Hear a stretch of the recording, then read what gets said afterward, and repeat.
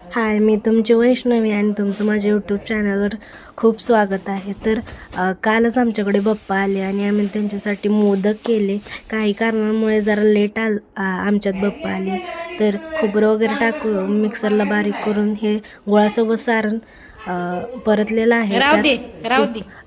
तुपाची धार ठेवलेला आहे, कारण तूप खाल्ल्याने रोप येतं असं कोणीतरी म्हणलेलं आहे.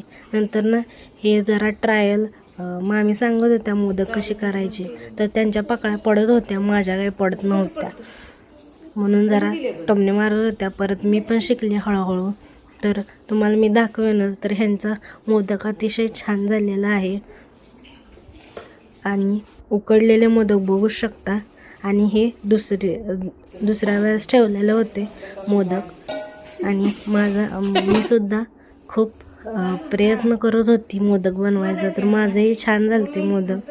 तरी पण डोमणे मारत होत्या सासूबाई.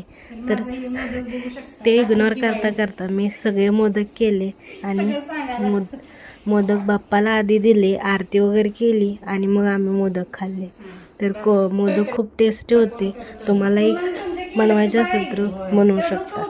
तुम्ही आमच्या आधी बनवलेले असतील, मला माहीतच आहे. तरी पण मी जरा लेट बनवले, तर असं जरा मी झालतो. पण आम्ही असंच मस्ती मज्जा करत असतो घरात. बाय बाय, एवढंच. Bye bye. तुम्हाला लक्ष्मी वगैरे नंतर दुसऱ्या पार्टमध्ये दाखवते. तर असा होता माझा कालचा दिवस. नंतर मी लक्ष्मी वगैरे सजवलेला दाखवेनच.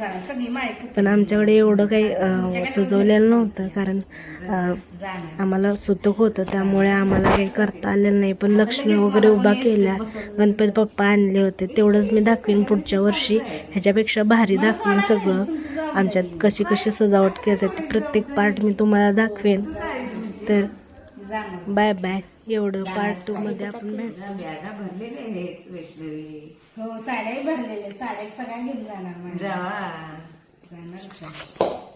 सारण संपला आता.